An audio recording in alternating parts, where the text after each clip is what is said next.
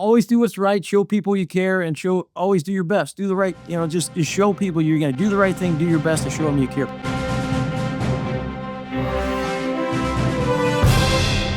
Welcome to Warrior Money, the show devoted to supporting our brother and sister veterans. I'm Patrick Murphy. And I'm Dan Kunze. Today, we're joined by General Bryan Fenton, commander of the U.S. Special Operations Command. General Fenton leads America's most elite forces, but his mission today is one every veteran can connect with, helping our brothers' service transition successfully and showing the value they bring to every community they'll join after their military service. We're going to talk about the skills veterans carry with them, how SOCOM supports transition, and why hiring a veteran is one of the best decisions a company or a community can make. So let's get after it. General Fenton, welcome to Warrior Money. Pat, good to see you. Thanks for letting me be here. And a fan of the show, as thousands and thousands, probably even more than that, of the SOCOM teammates that you know and love are. So I appreciate being with you today, talking about a really important topic, transition. Yeah, so glad to be here. Well, we're thrilled to have you. I was just in Tampa for the American Legion National Convention. I'm going to be at Fort Bragg in a couple of days for the 82nd Airborne Command. But let us go real quick to bottom line up front. As a Tier 1 operator, give us Tier 1 advice to transitioning veterans that they could take to the bank.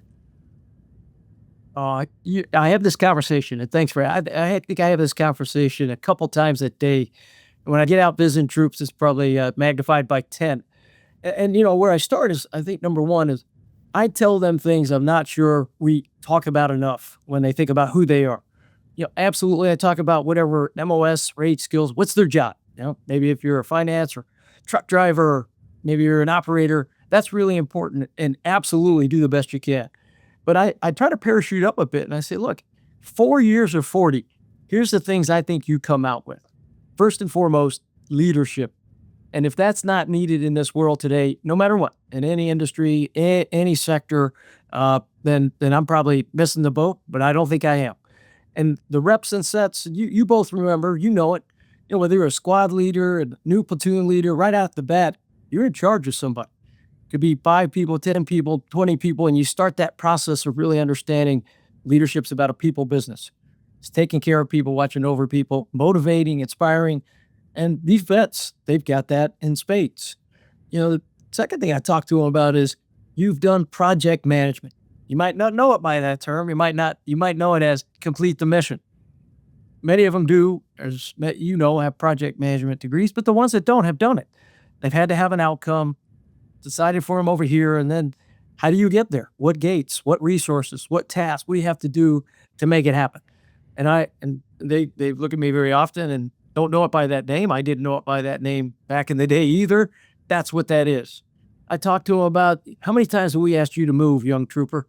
Sorry, I moved 10 times. That's called agility or flexibility. And I imagine, you all know better than me, the employers are looking for that today. Somebody that can be picked up very quickly, maybe just put against a project or sent halfway around the world to do it and knows how to do that, is comfortable in that environment. I think financial accountability. They've certainly done it for themselves as a household, yet they're doing it for units and organizations. Budgeting, processing, voucher reconciliation, holding folks to task, making sure that, we're never crossing the line where we're overspending ourselves. And I think if you think about that, you all know that that's important in the world today, no matter what sector or organization you're in. I absolutely think all of that. And then I talk to them about, what do you think you could be? Many times they're looking at me probably with a, look, entrepreneur. You need all that if you're going to be an entrepreneur. You probably need that if you're going to be a project manager for some of the high-end companies or global companies that you all certainly know.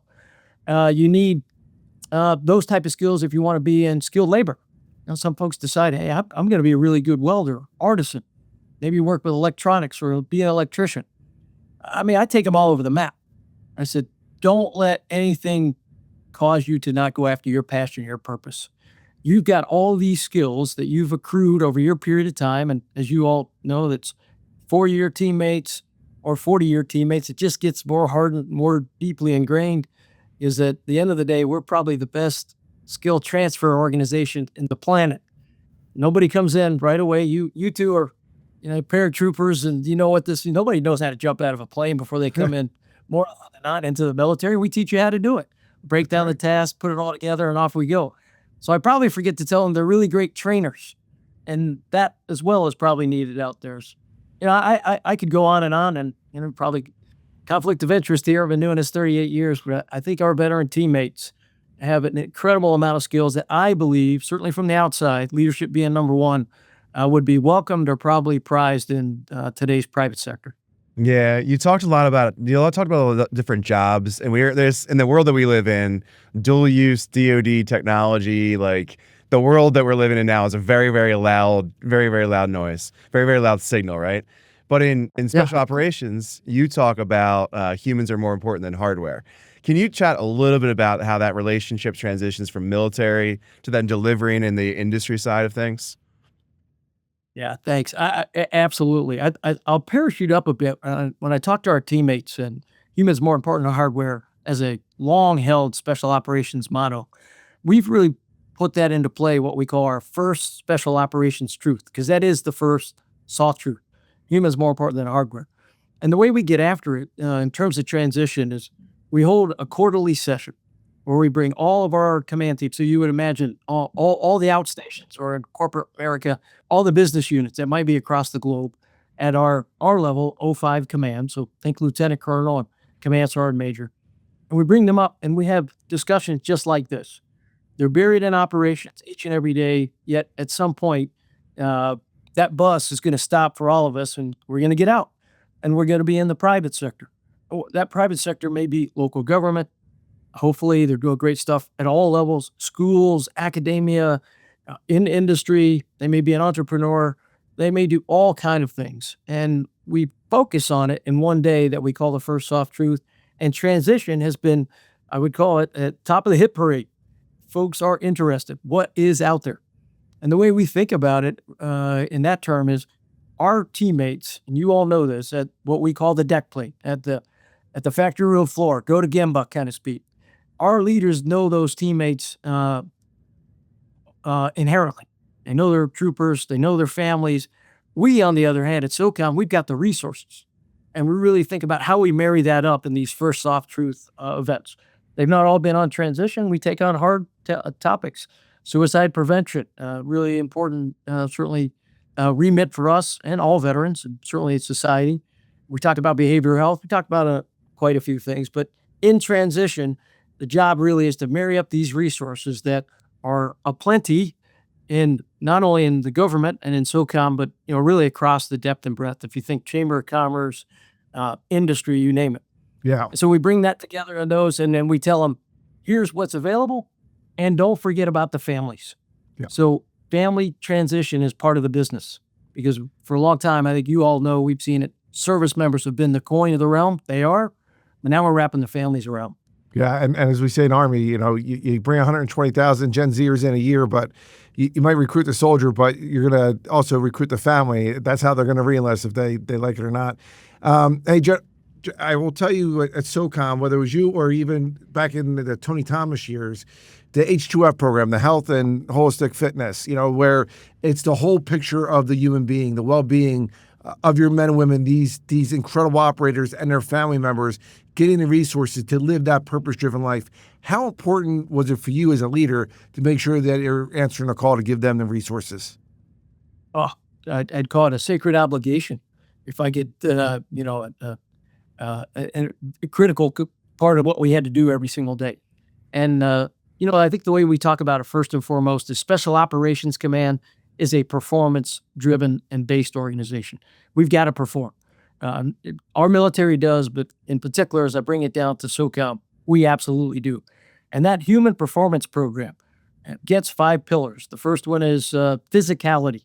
So we think about nutrition, we think about sleep, we think about exercise approach to science-based approach to exercise. We think about behavioral health, really, really important. Cognitive enhancement, third pillar. Social, that's where we bring the family in, and we make sure, as you just said, Pat, this is a family journey.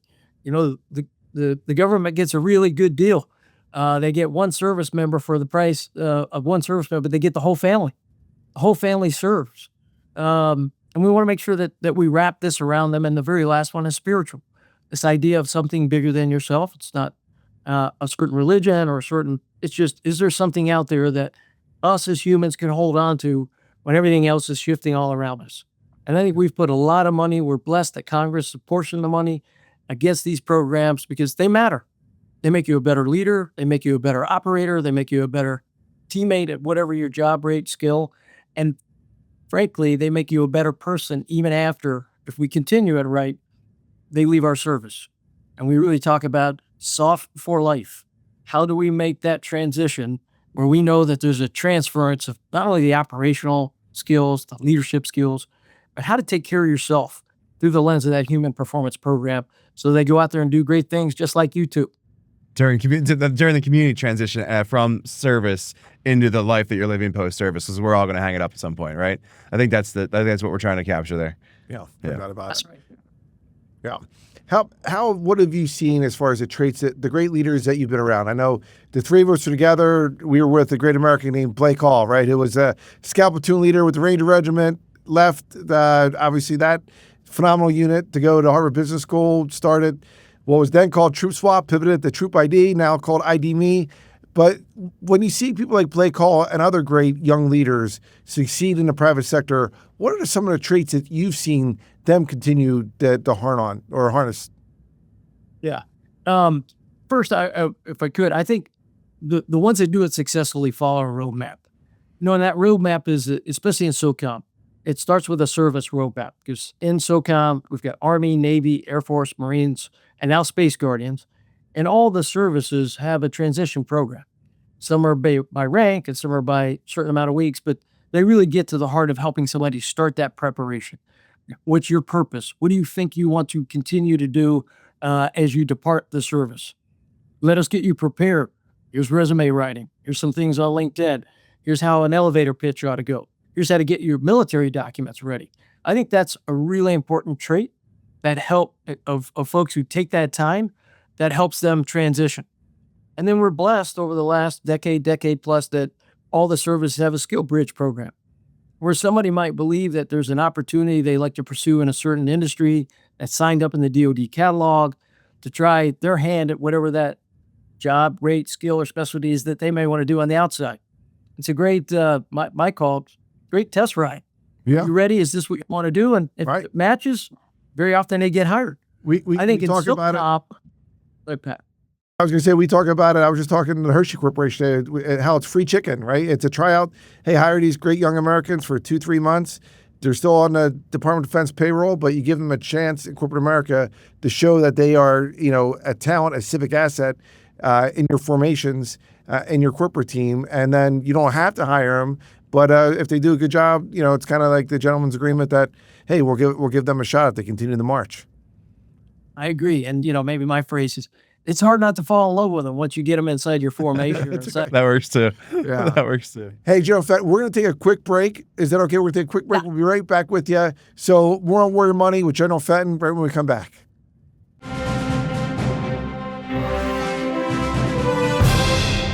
Hey, welcome back. As we mentioned earlier, General Bryan Fenton is the commander of U.S. Special Operations Command. At SOCOM, transition is taken seriously as the mission itself, rooted in the belief that humans are more important than hardware. General Fenton is here to share how veterans can leverage their skills, land well back in their communities, and continue serving beyond the uniform. General, welcome back to Warrior Money. Let's get into it. When you advise these young Americans, again, 200,000 who transition every year that leave active service, whether that service is whatever branch or whether that service is active duty, reserve, or National Guard, and they go back, what are some of the tangible tactical advice that you give these young warriors as they go to the next mission? Yeah. First I tell them, hey, start early. And we have that process where we're able to let folks start early. Start to think about what's coming your way, just like you would a mission. And as you think about a mission, you're thinking about how do my phrase, protect the forest? How do I complete the mission? How do I get the, how do I make sure everybody comes back safely? How do all that happen? Same thing when you get ready to transition. Start early, bury yourself in, leverage the service programs, Leverage the SkillBridge, as we just talked about earlier, the incredible opportunity to work with corporate America while you're still in the department. And then once you move through that in SOCOM, I say leverage SOCOM's opportunities. We have a transition program here at the headquarters, but that program goes out to all of our components. They have their manifestations. If you're in the Army Special Ops or Navy Special Ops or Air Force, all have similar programs. Same as our theater elements that are out across the world. Theater Special Operations teams, they've got that same thing. Some bigger, some smaller, but it's an additive, we're blessed, on top of what the services would provide. And you can imagine in these transition programs that SOF has, we've got the plethora of folks who will come in and help you do resume writing. They'll do LinkedIn classes. They'll take the headshots for things folks may need for a bio or a resume. They'll work on an elevator pitch. They'll really crank down in some thoughts on how you feel that your purpose is driving you to a certain sector. If you want to be an entrepreneur, they'll go find some entrepreneurs to come talk to you.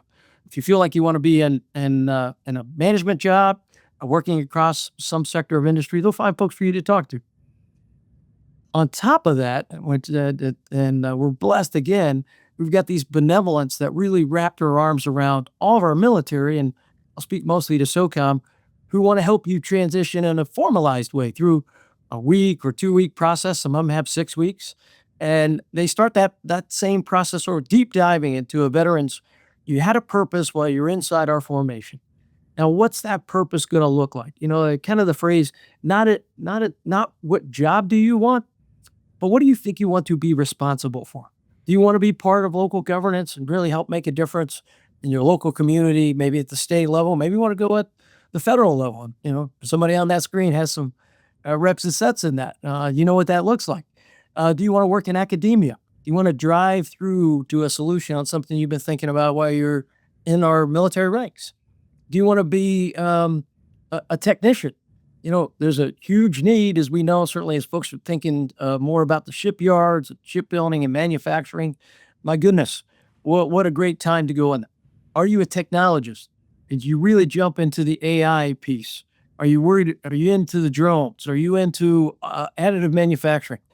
And the reason I think that's important is because the Department of Defense has probably got the greatest job catalog in the world.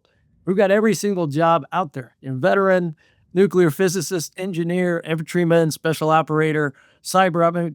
So lots of that now transitions in a way maybe it didn't before, in decades before, out in corporate America. And so we help guide them in that journey. And I think, as I mentioned earlier, these transition programs are now including the families. You know, it's this idea you in together as a family, serve together, out together, transition together. And there's angst in service members for sure, but you all know there's a lot of angst in the family. Where are we going to end up? What location? Do we know anybody? What type of means might we have? What type of salary? How are we going to get the kids in school? I think it's really, really important. And then the last piece is we've got a lot of pods, so to speak, across the U.S. where we know folks who want to veteran parachutes in, specifically from special operations. That's our take and our ability. They've got a little landing spot. Folks know them. They're ready for them. They're ready to kind of sell the community and then help them kind of light the fire on their journey. That journey of what do they want to be responsible for? You know, maybe colloquially said, what do you want to do? What were you thinking about as a person before you ever joined our military that maybe you suppressed it? You want to be, we've just stumbled on a number of folks who've gone in the music industry who were special operators, and they went through a transition program with the music industry. They're in Nashville out in California, and they're rocking it. So the world is their oyster. It's just helping it not to be too overwhelming and helping them try to match that purpose and then give great teammates alongside them to get them out on that journey and make sure that we let them know you cannot fail. We will help you no matter what. And if you try something you don't like it, it's okay. Let's go try something different.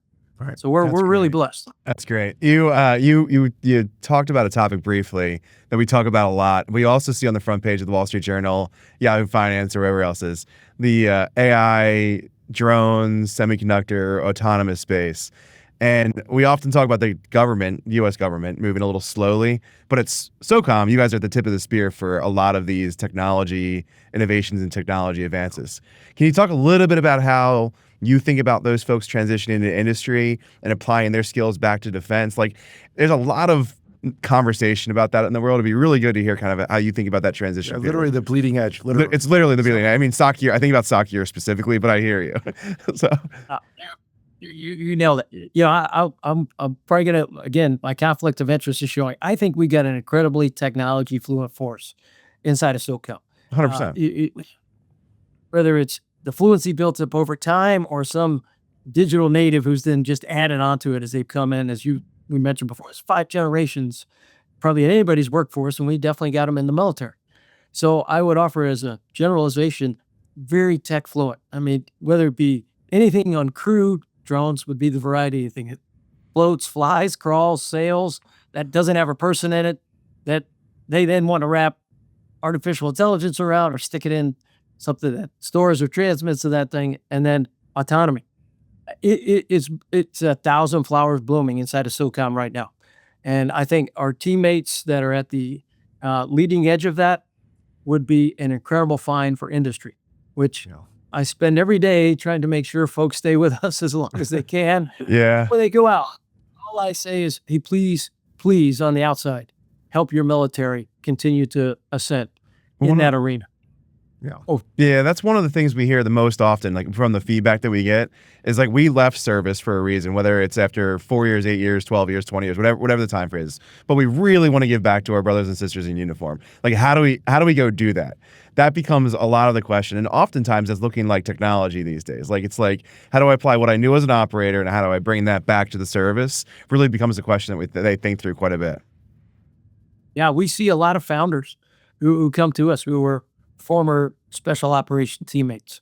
They may do it in communications, and now they're coming up with the brand new mesh network and, VPN wrapped communications, or somebody over here who'd been in our mission command piece who now says, hey, I can layer these various applications. I think SOCOM, you would benefit from it because I didn't have it when I was there. We welcome these teammates, or they move into an established piece of the private sector that's really kind of advancing in a at scale way. Any of these products to include the power, compute, cooling, and data ecosystems that all has to go out on drones. Yeah. Yep, totally. Hey, so you mentioned earlier about entrepreneurship. When we look at the majority of small businesses will fail, actually, right? So after 5 years, the majority won't make it, won't be there. But veterans actually have a more higher chance to succeed as entrepreneurs, or what we like to say, vetrepreneurs. Why do you think that's the case? Is it because they're risk takers, because the fortune favors the bold? Why do you think that is from your perspective? Yes to both of those, but I'll give you a little vignette. I was doing some recruiting for Army Recruiting Command in Chicago.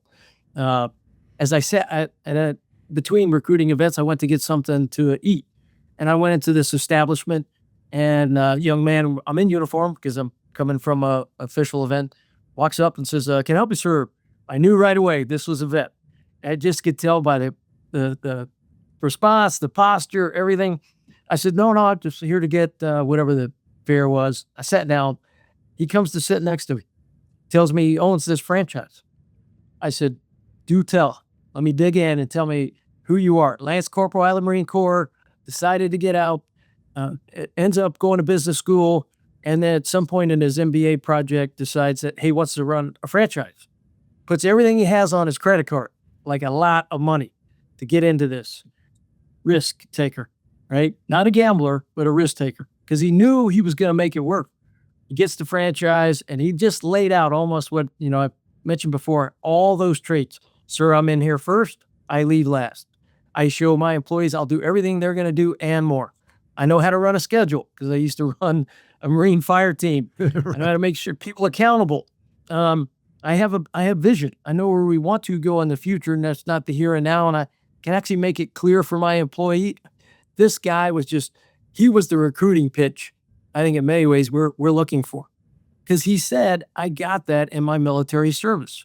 Yes, I was a Lance Corporal, Infantry, Marine, but here are the strategic things I came out with. Leadership, accountability. Follow the 3 rules that when I was at Notre Dame, probably a school nobody's heard of. Lou Holtz used to say, Definitely not for 3 rules. football. Always do what's right, show people you care, and always do your best. Do the right, just show people you're going to do the right thing, do your best, and show them you care. Yeah. This guy had it in awesome. spades. That wasn't the only one, and I won't sell it. 2 days later, I go to another place, another restaurant owned by a vet, and he's laying out all those same pieces. And I'm like, I know why you're going to make it. Yep. You're a grinder, and you can pop up and have vision. You can hire, you can fire, you can do all those things that I would offer that I would imagine companies need today. Yeah, we on our show, we had the largest public affairs company in the world is Edelman, and Edelman is named after a World War II veteran, and people don't even know that. And, Dan and I are passionate. As you know, we're venture capitalists. We have other businesses together. But, when you look at the World War II generation, half those veterans start their own small business, created iconic global brands like Nike, Bill Bowerman, 10th Mountain Division, Silver Star, track coach for Phil Knight, another Army veteran, right? So Comcast, Walmart, largest retailer in the world. And then, Vietnam, Fred Smith, Marine, FedEx. So I get excited, though. Our generation, though, here in this call, it's less than 5% of Iraq, Afghanistan veterans, the post-9/11 veteran, that start their own small business. So I'm really excited. We're really excited about the next chapter of Vetrepreneurs. Can I, real quick on a question, though? You mentioned Notre Dame. I have to mention I went to King's College, another Holy Cross school. How important was faith in your life, in uniform and outside? Yeah, hugely important. I probably can't really put a metric on it big enough. And just made particular to the Fenton family, way I was raised. Grandparents came over from Ireland, a very faith-based, immigrant community that settled and transferred that to immediate family, grandkids, you name it. So I think a really big deal. And I think what folks know who know Notre Dame is it's not about one religion. In and of itself, it's about a faith-based community of all religions that looks toward a life of service. Pretty similar to what we do in our military, right? Serve any way you can. You all both, this, we serve in uniform. That's just one way, multiple ways to serve. But I think those two are pretty, they were pretty large pieces of connective tissue in my life. Yeah. Well, sir, my mother was a Catholic nun. She left. I will always be a disappointment because I'm not a parish priest. Even though I was the altar boy of the year in 1987 at St. Anselm's. But I also think it's about culture. And you talked about it earlier about, something bigger than yourself. When I was in the Pentagon, I think, I had Tom Mendoza from the Mendoza Business School talk to our men and women about culture and how important that is. Sir, you've lived that your whole life in spades. You're doing it now at SOCOM, but you've did it in every airborne unit and other unit that you served in. Thank you so much for joining us on Warrior Money. And my honor. Thank you both. Thank you for what you're doing. And, I'll echo all 70,000 of us. Just thank you for being a great example and representative of what life after the uniform looks like. And keep doing what you're doing, please. We need you. God bless you, sir. Thank you. All right, so listen, that's our show. So listen, subscribe, and review Warrior Money wherever you get your podcast or find us at Yahoo Finance. I'm Patrick Murphy. And I'm Dan Kunze. We'll see you again next week. This content was not intended to be financial advice and should not be used as a substitute for professional financial services.